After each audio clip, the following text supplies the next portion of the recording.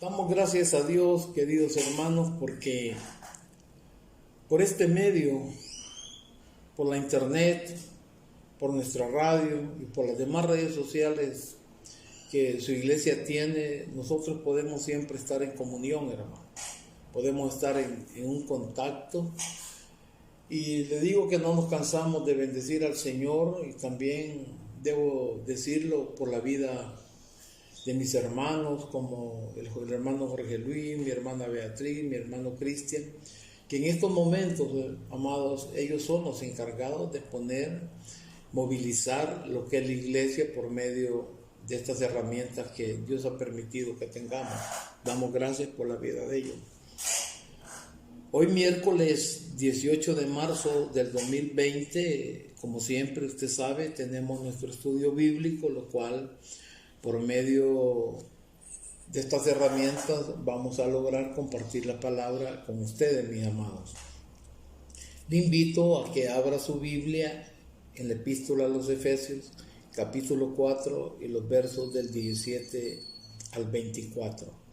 Y hemos titulado esta meditación: El caminar del creyente por la vida es diferente. Dice la bendita palabra del Señor. Efesios capítulo 4 y los versos del 17 al 24.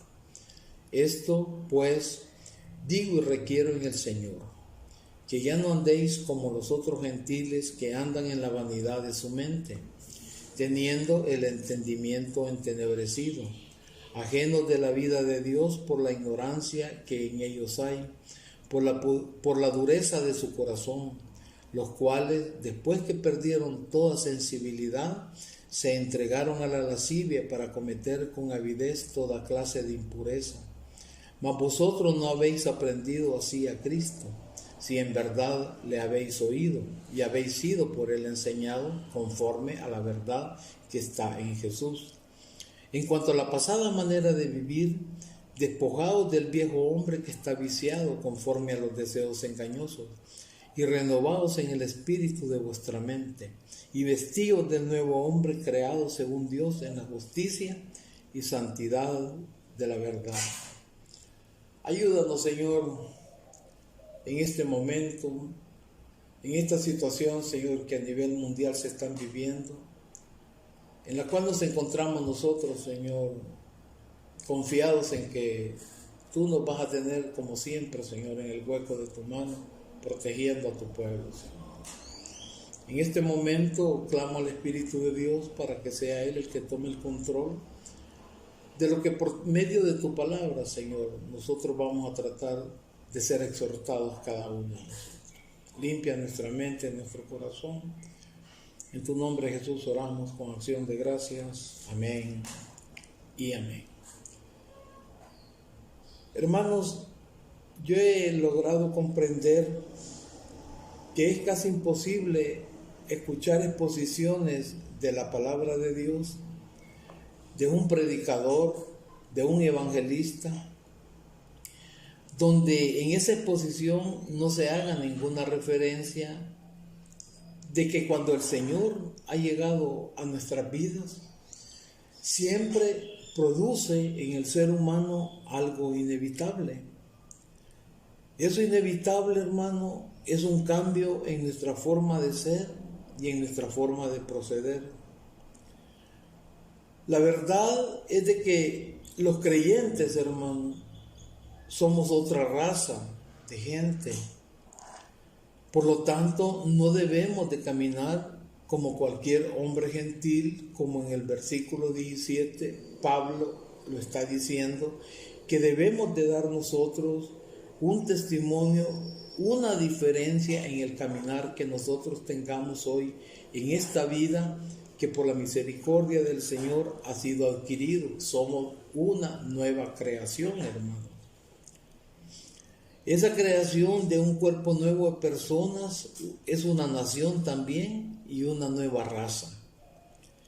La gente, nuestros vecinos, nuestro entorno íntimo, todas las personas que nos conocen, hermano, deberían poder ver en cada uno de nosotros como cristianos que somos, como pueblo de Dios, una diferencia de los que no son cristianos, y esta evidencia debería ser por la forma de vivir que el cristiano tiene. Debe de imponer esa diferencia.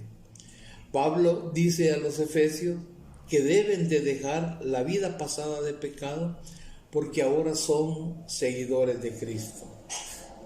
Algo que siempre hemos dicho a la congregación, tenemos bases bíblicas para podernos apoyar en ellas, lo creemos que así es lo siguiente, hermano, que la vida cristiana no es algo mágico. La vida cristiana no es algo de la noche a la mañana. Eso quiere decir que la vida cristiana no es un evento, sino que la vida cristiana, y disculpe que lo pronuncie tantas veces, pero me parece que es necesario recalcarlo, es un proceso, hermano.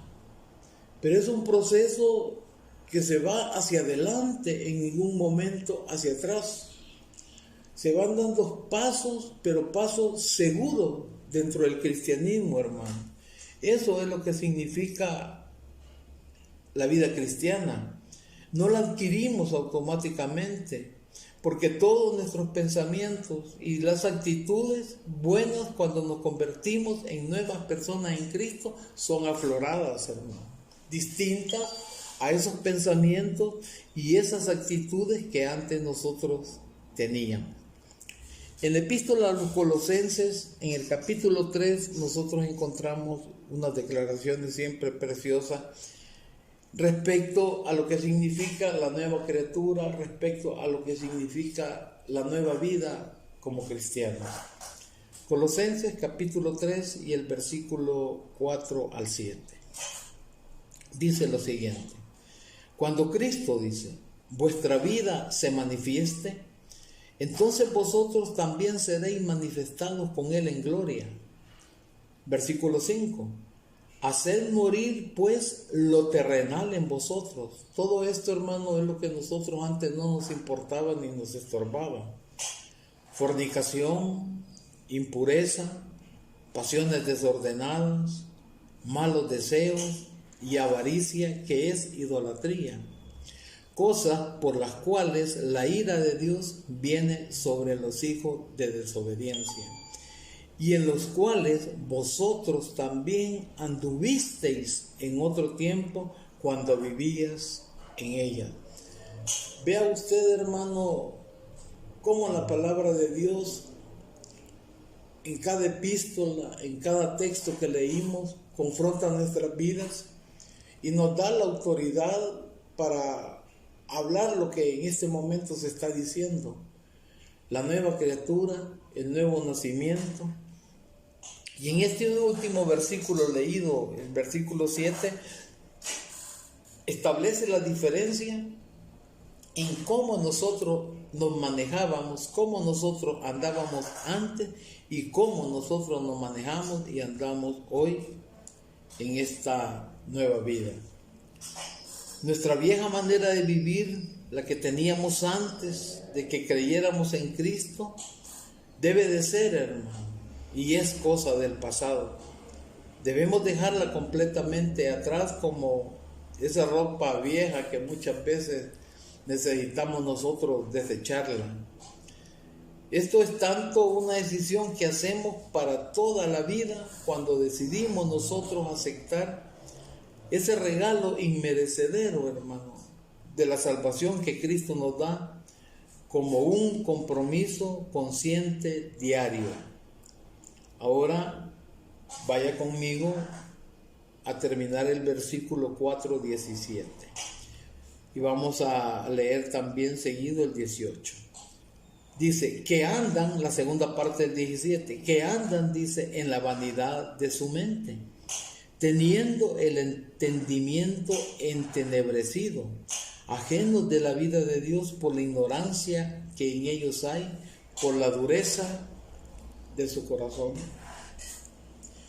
Uno de los grandes problemas, hermano, de la humanidad es la dureza del corazón de cada uno. Aún dentro del pueblo de Dios, hermano, hay corazones durísimos. Ya no digamos en todo el mundo, en la gente impía. Recuerde usted cómo Dios veía el corazón de Faraón, cómo se endurecía ese corazón a pesar, hermano, de que estaba viendo la mano de Dios, el poder de Dios actuando. Y llegaba un momento en que reaccionaba, pero era tanta la dureza del corazón de él que volvía a lo mismo, hermano. Y eso podemos observarlo nosotros en nuestros tiempos.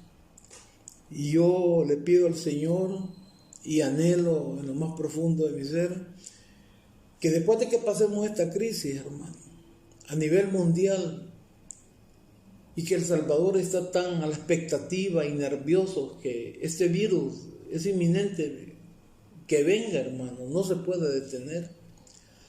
Y ahorita todos estamos con ese corazón tierno, invocando a nuestro Creador, clamándole a Él, pidiéndole que nos ayude. Siento que tenemos ese corazón, hermano, como Dios lo quiere. Pero la pregunta es, ¿qué pasará con ese corazón cuando todo pase, cuando se vuelva a la normalidad? Dios quiere, hermano, que nunca endurezcamos el corazón cuando ya nos encontremos en otra situación. La palabra vanidad viene del latín vanitas y es la calidad de vano, lo cual es vacío, hueco o falto de realidad, sustancia o solidez.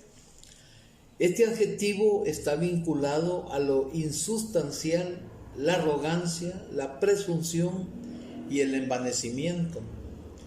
Para la teología cristiana, la vanidad hace que el hombre sienta que no necesita a Dios. Se trata de una especie de autoidolatría. El vanidoso rechaza a Dios, ya que se tiene a sí mismo. Yo hacía una reflexión, hermanos, con respecto a la situación que está viviendo, la cual en nuestra radio la están pasando y en las diferentes redes sociales, donde ahorita, repito, hay un clamor a nivel mundial hacia Dios, pero ese clamor es hacia el Dios, hermano, que no es el Dios bíblico, porque el Dios que ha dejado la forma como Él anhela y quiere que el hombre se acerque a Él, no es con la que ahorita se está clamando a Dios. Porque este Dios de la Biblia es el que dice que es el Dios de las buenas y de las malas. Él está siempre, hermano. Por lo tanto, la creación más grande que Él hizo, que somos nosotros, a quien ama, debemos de estar en todo tiempo sujetos a Él, clamándole a Él, glorificándole a Él, no solo en momentos como los que nos encontramos en esta situación. Y eso puede ser parte de la vanidad del ser humano.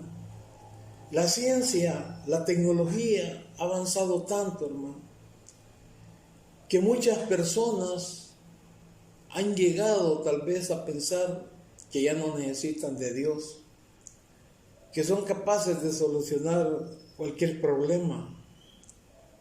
Yo en ningún momento estoy diciendo de que Dios directamente puso esta plaga, puso este virus. En ningún momento lo estoy diciendo, hermano. Lo que sí yo digo es que Dios tiene el control de todo. Lo que sí yo digo es que Dios permite que sucedan cosas para que nos demos cuenta, hermano, para que reaccionemos y no seamos tan vanidosos.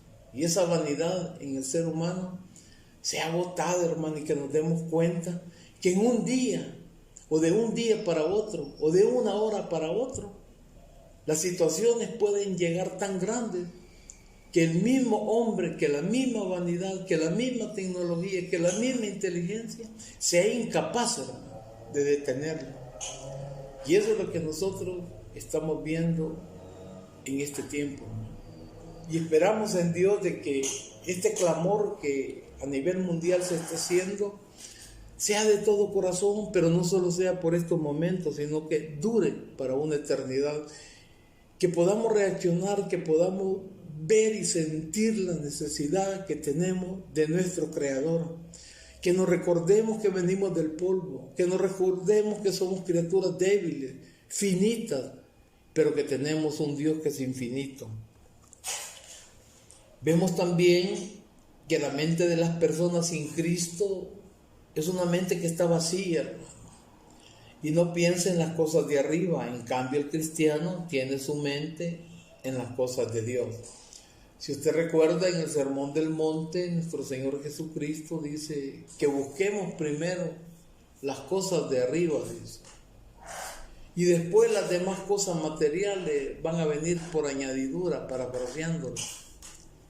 Colosenses capítulo 3, versículo 1 también habla sobre esto. Dice lo siguiente: sí, pues, dice, fíjese bien, hermano, lo que hemos hablado siempre, como las Sagradas Escrituras, no hay que leerlas así a la carrera, ni solo por leerlas, hermano.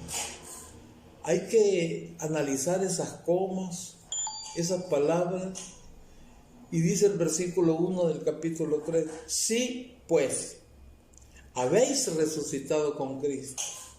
O sea, si en realidad, hermano, para que usted vea que la Biblia no se contradice, que la Biblia es una sola, aquí nos está hablando también de la nueva criatura, de que ya no debemos de andar como los otros gentiles, como dice Pablo en el versículo 4, en el versículo 17 del capítulo 4 de Efesios.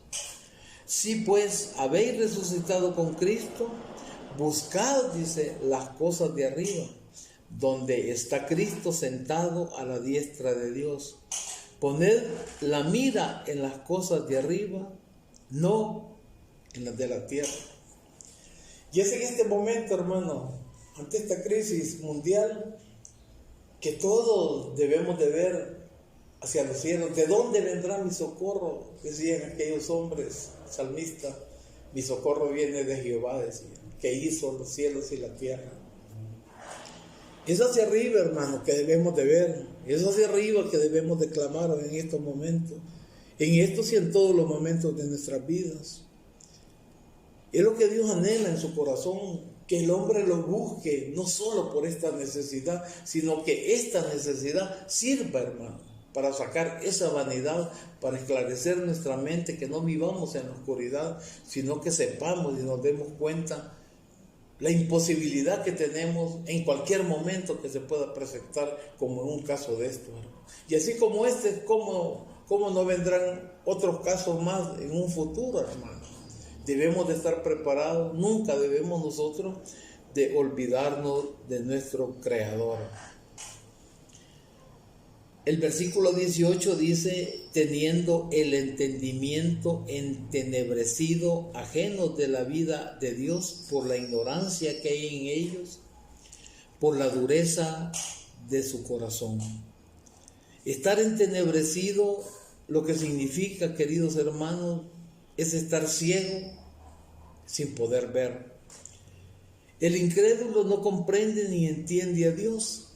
Si usted recuerda, hermano, esto mismo lo dice el apóstol en Corintios, porque el hombre natural, dice, no puede entender las cosas que son del Espíritu, porque para él son locura. Porque esto, hermano, solo lo puede entender de levantar sus ojos al cielo, de clamar a ese Dios que no ve, pero que usted sabe que existe, porque lo ha visto usted en el cambio que ha ocasionado en su vida, lo ha sentido, hermano, tantas veces que nos ha levantado esos grandes problemas que cada uno de nosotros ha tenido, donde sabemos que solo nuestro Creador ha sido. Vemos que con frecuencia estas personas no logran entender eso. Pero esta persona también, hermano, no es capaz de comprender a su Creador, mucho menos un plan eterno de Dios para el mundo por medio de Cristo. En el libro de los Hechos, el capítulo 28, versículo 23, dice lo siguiente, para que veamos, hermano, lo que es un entendimiento entenebrecido. Dice en el libro de los Hechos, capítulo 28, el versículo 23. Y habiéndole señalado un día, vinieron a él muchos a la posada, a los cuales les declaraba, oiga bien esto, y les testificaba el reino de Dios desde la mañana hasta la tarde, hablándoles del reino de Dios, hermano, persuadiéndoles acerca de Jesús. Mire, hermano, este texto, qué precioso este versículo. Desde la mañana hasta la tarde, confrontando a las personas, presentándoles las buenas nuevas, presentándoles al Cristo resucitado, presentando las maravillas de Él.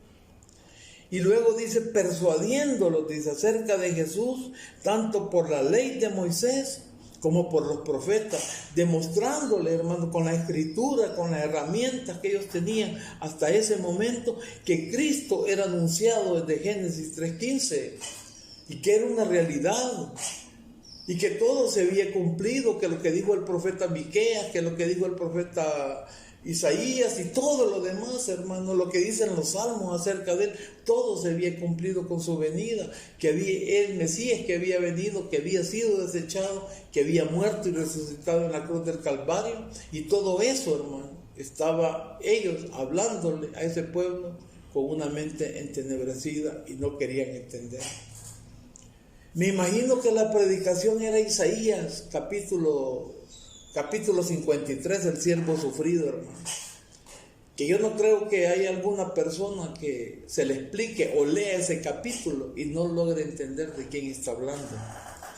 Ahora, baje al versículo 27 del libro de los Hechos, después de que hemos visto todo lo que estaba haciendo. Porque el corazón de este pueblo, dice, se ha engrosado, y con los oídos oyeron pesadamente, y sus ojos han cerrado. Oiga bien esto, hermano, para que no vean con los ojos y oigan con los oídos y entiendan de corazón y se conviertan, dice, y yo los sane. Mente entenebrecida, corazón endurecido, hermano.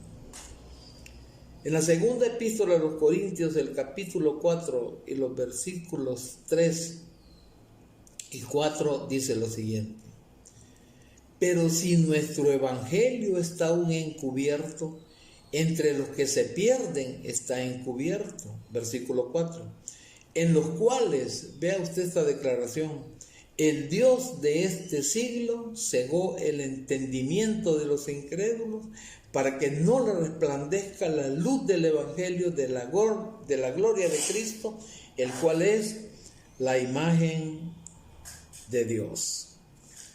Aquí es más claro, hermano. Aquí es de ponerle un poco mayor de atención. Habla del Dios de este siglo, hermano. Y si usted se fija en su Biblia, Dios está con D minúscula. El Dios de este siglo es el que también se denomina el príncipe de las potestades del aire, hermano. Es Satanás, hermano. El que no permite que esa palabra fluya, el que no permite, hermano, que esa palabra pueda llegar a esa mente, el que no permite por esa dureza de corazón, hermano, que la palabra toque y ablande ese corazón. Entonces la persona se mantiene con ese entendimiento entenebrecido, se mantiene burlándose, se mantiene diciendo que todo esto es una mentira, que la Biblia es un libro escrito por hombres. Y la verdad que así es y no se equivoca, pero él no puede entender, porque la misma Biblia lo explica, de que para él todas estas cosas son locuras, que todos esos hombres de Dios, todos esos escritores, hermano, fueron revelados por el Espíritu Santo para que ellos pudieran dejar plasmada la palabra de Dios en ese sagrado libro que nosotros tenemos. O sea que todos, antes de que Jesús nos llame por su gracia divina, vivimos con una mente, hermano, de esa manera entenebrecida, extremadamente. Yo recuerdo que en los años mozos, llámele, en mi tiempo de juventud, varias veces amigos que ya habían sido tocados por el Señor quisieron influir en mi vida llevándome el evangelio. Nunca se me olvida una vez que llegó unos predicadores, unos misioneros a Santiago de María, y me invitaron y yo fui una tarde, tipo 3 de la tarde, recuerdo, era una carpa. Quiero decirles, hermano, de que a mí me repugnaron. La palabra de Dios, el evangelio que se estaba impartiendo, las buenas nuevas que estaban llegando, mi corazón y mi mente la rechazaban.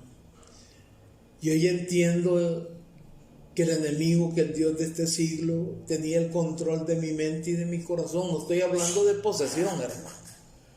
Porque una cosa es ser poseído y otra cosa es que Él interfiera en nuestras vidas. Tenía control. Y ese es el peligro, hermano, que todavía este Dios de este siglo, príncipe de los aires, se mueve, se moviliza y está atacando de esa manera para que la luz del evangelio, hermano, no resplandezca en nuestras vidas. Necesitamos con carácter de urgencia, pero sí, hermano, más que todo en estos tiempos, una renovación mental a través de Jesús y su palabra. El peor estorbo en este proceso somos nosotros mismos. A medida que le permitimos a Dios tomar el timón de nuestra vida, la renovación llegará a su máxima plenitud. De lo contrario, hermano, siempre vamos a estar dominados en esa mente entenebrecida y en esa dureza de corazón. Versículo 19 de Efesios capítulo 4. Los cuales dice, después que perdieron toda sensibilidad, se entregaron a la lascivia para cometer con avidez toda clase de impureza. Se llega a un punto, hermanos, en que ya no tiene sentimiento para Dios, ni su norma de moralidad. Significa volverse endurecido, significa volverse insensible, significa que hay un gran callo, hermano, que no permite que eso llegue a lo más profundo de nuestro ser. Cuanto más una persona camina sin Dios, más insensible se vuelve a Dios. Cuanto más camina esa persona, hermano, en el pecado, más insensible se vuelve su conciencia a la justicia. El pecado llega un momento en una persona de esa índole que se convierte en algo cada vez, hermano, más aceptable, y la conciencia ya no le estorba. Siente esta persona, hermano, que no es ningún problema toda esa situación que está viviendo. Puede vivir en fornicación, puede vivir con esos grandes odios adentro, y él siente que no hay ningún problema. Las raíces de amargura cada vez profundizándose más, y vivir una vida, hermano, que según ellos es agradable para ellos, porque ellos mismos se están engañando por su mismo corazón endurecido y su mente empobrecida. En Efesios capítulo 4 y los siguientes versículos dice lo siguiente: mas vosotros no habéis aprendido así a Cristo, si en verdad le habéis oído y habéis sido por él enseñados conforme a la verdad que está en Jesús. Versículo 22, hermano. En cuanto a la pasada manera de vivir, despojaos del viejo hombre que está viciado conforme a los deseos engañosos, y renovaos en el espíritu de vuestra mente, y vestíos del nuevo hombre creado según Dios en la justicia y santidad de la verdad. Vemos nosotros, hermanos, la necesidad de vencer esa vieja naturaleza, de vencer ese viejo hombre, hermano, que se opone a esta nueva vida. Eso siempre, hermano, está en nosotros.